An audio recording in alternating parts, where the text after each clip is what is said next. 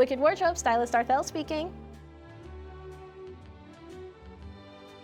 Oh, Lucy, I haven't heard from you since the beginning of time.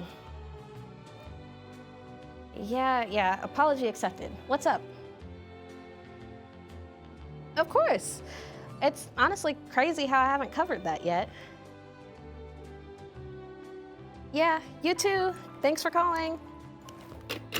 Okay. The phone always gets hot when they call, but I suppose today's final episode will be about trends. What a nice way to tie things up. Hey fashion faux pas, welcome to Wicked Wardrobe, a show where I, Arthel Hayes, graciously answer your fashion questions and give you the historical 411 on why what I told you works. I'll help you wear your clothes instead of them wearing you. And by the end of each episode, your closet and your favorite clothing racks will hopefully be a little less daunting. In today's finale, my caller, whose call I genuinely didn't want to pick up, was asking me why haven't I done a video focused on fashion trends yet? And as much as I hated the fact that she of all creatures had to bring it up, she's right. So let me tell you all about the trends in my first segment, Wearable Wisdom.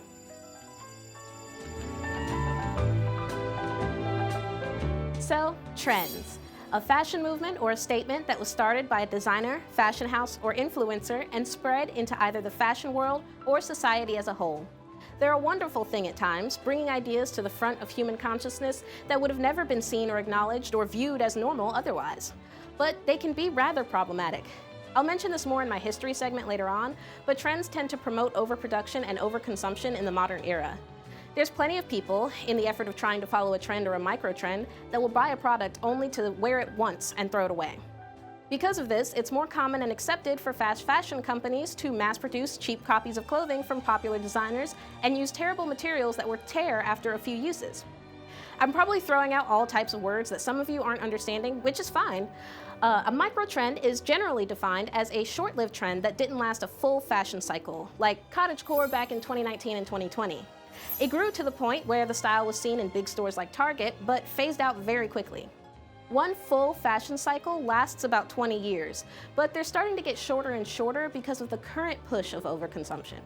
If older trends are consumed faster, then we have to find and make more stuff, usually closer in time than we realize. For instance, there's already evidence that styles from 2010 are resurging again, even though we're only midway through the 2020s. But 2000s fashion is still fairly popular, as well as 60s and 80s styles.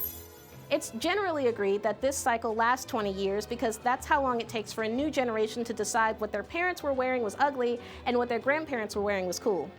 This essentially means that every 20 years, we see a beautiful combination of the previous every other set of 20 years. Isn't that cool? You're technically partaking in a physical form of history. Aren't humans just adorable? But I'm technically supposed to be discouraging you from partaking in trends, right? Well, not all the way. It's hard to not want to be a part of something larger than yourself and follow a crowd. Socially, humans will do just about anything to fit into a group. Even those who are loners tend to be in a group of other loners or misfits.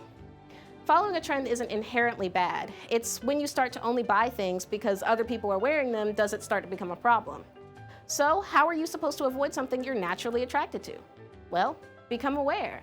Yes. Open your eyes, dear mortal, to the world around you. Abandon your flesh prison for the true nature of life itself and... Okay, just think about what you're doing. It's that easy. I'll sum it up in just a few easy questions you can ask yourself. Question 1. Am I buying this solely because someone was promoting it? This can be a tricky question, which is why I placed it first. Of course, you can't know the piece exists unless you see it somewhere first, but imagine if it was anyone else but an influencer wearing an outfit. Would you still buy in? If not, don't buy. Question 2. Am I comfortable with the way this piece will look on me, or does it fit into my personal style? If you're uncomfortable in form-fitting clothing or big bows or sheer materials, why buy it at all? Unless you're purposely looking to expand your horizons, just leave it behind. Question 3. Will I be wearing this in a few years if it still fits?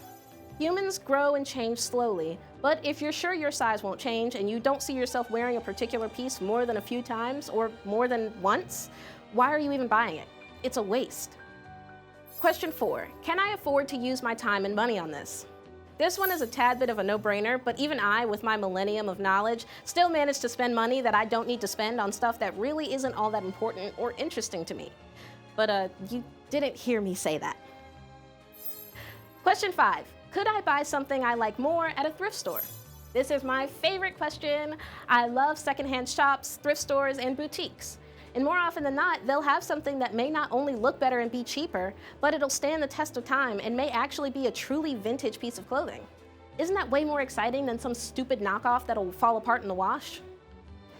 All right, there's my 5 questions done and dusted. Now, if you'd like to hear me chit-chat about a history of trends, you should let me drag you by the ankles into the next segment, Who, What, Where. Welcome to Who, What, Where, the segment where I give you the cultural 411 on fashion history. Fashion trends may seem like a newfangled concept since I'm using buzzwords like microtrend or overconsumption, but it's generally not a new concept, and I know. I was there when it became a thing. In a similar vein to last episode's Who, What, Where segment, I'll be touching on humanity's tendency to separate themselves depending on their amount of resources or their social class. But I'll also touch on some pretty cool trends that came about simply because people were trying to express themselves, including one of my personal favorite fashion houses. So, generally speaking, royalty were the influencers of their day. And I don't mean just French or English royalty either. In order for any kingdom to trust and rely on its ruler, it needed to see said ruler, and those rulers would make sure that they were decked out most of the time. And sometimes when humans see others decked out in something really cool that they could probably feasibly never have, they tend to recreate it with the resources they do have access to. For instance, in a painting by Giacomo Cerruti called Little Beggar Girl and the Woman Spinning from the 1720s, we see that the woman's dress looks like a more functional version of a style of gown that was popular with wealthy women at the time and a few decades earlier. It's looser and there's less structure and there's an apron and head covering in the way, but you can see the wide sleeves, the length of the gown, and how heavy it is. It's fundamentally as similar as you can get to one of those ornate gowns. And it, of course, wasn't dissimilar for men. In one painting by the Lenain brothers in 1642, you can clearly see the top half of a poor man's clothing. It may not be obvious at first, but you can see the influence of the collar specifically, as well as the simplified headwear. It may look a bit like the previous decade as well, just as women's clothing would have, since they aren't actively switching out their wardrobe constantly. It's not their main priority. Surviving is. Or it was. Either way, people have been following the ideas of others for a long time. Want 2 instances of some royals setting a trend? Well, I have 2 European history examples that you may have heard of before. They're pretty common examples to bring up, but I love them regardless of how well known they are, because simply they're both decisions made either on a whim or out of necessity. The first is Queen Victoria popularizing the white wedding dress in 1840. Yes, you heard it correctly. Now, wearing white certainly wasn't entirely novel on one's wedding day, but it was a rare enough occurrence that when the young 18-year-old queen wore that satin gown, it was sealed in history as the only option for your wedding.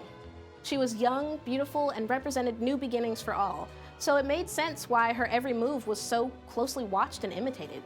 Before this, it was most common to just wear your absolute best dress to your wedding, regardless of the color. In fact, this practice became commonplace in America during the 1940s because of rationing during World War II. But once the war was over, people were back to wearing white once again.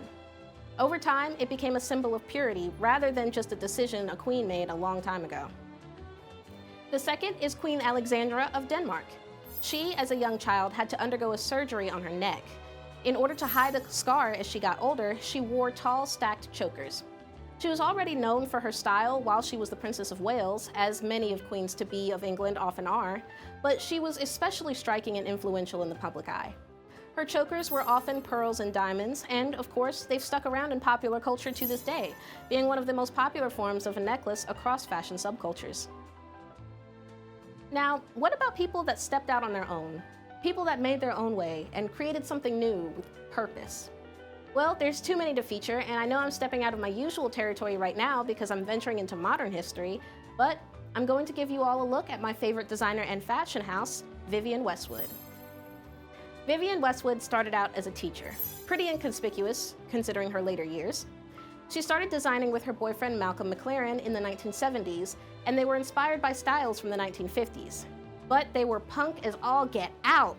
She constantly features anti-establishment imagery, resonated with the growing punk movement, and quite literally paved the way for the classic British punk fashion that's so famous to this day. She also supported the Sex Pistols, who got their music banned on UK airwaves, and featured them in her early designs. In fact, punk rock was partially coined as a phrase because of her designs and her support of rock music at the time. She was young, she was unapologetically herself, and she stood up for the people she sold to. In the 80s, her shows were known for how much freedom she let her models have on the runways, letting them move freely and dance rather than walk stiffly.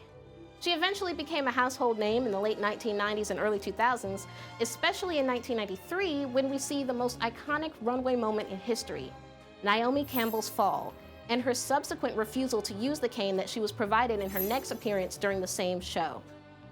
Overall, Vivienne Westwood was everything a designer should be. Innovative, artistic, kind, according to the models and designers she worked with, and of course, punk.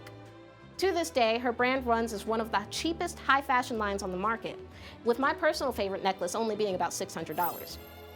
And listen, that sounds like a lot, but it's being compared to other brands like Schiaparelli. My favorite necklace from there is about $3,000, a lot less accessible. But hey, at least it's not as expensive as the first necklace I ever bought. Quite a few blood sacrifices were involved with that one. In summation, Vivienne Westwood and many others before and after her have drastically changed fashion over time.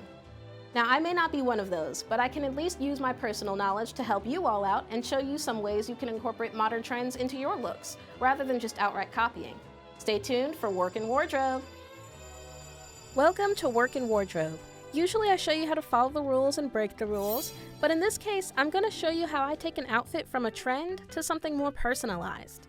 I bought this outfit a while ago while I was trying to follow a trend a few years ago, but I ended up never wearing it until now. Let's add a tutu, which is something I genuinely love. We'll switch out the sheer pink turtleneck for something I would be more comfortable wearing, like a black turtleneck. And I'll add my favorite belt. I don't mind the accessories that I paired with the outfit to begin with, so I'll keep them around. Hey, sometimes trends just so happen to match your tastes. And voila, an outfit that I'd actually wear. Thank you so much for joining me in the Wicked Wardrobe. This is my final episode, and I've had a lot of fun with you all. I hope you learned something about trends today and fashion in general throughout my series, but if you didn't, I'll leave you with this. No matter what, always do you, be you, and be proud of you. There's only one, and when you're gone, there will never be another. So, express yourself the way you deem best. The purpose of fashion is to wear something that you like, not what other humans like. So, do what you will, and don't forget to stay wicked.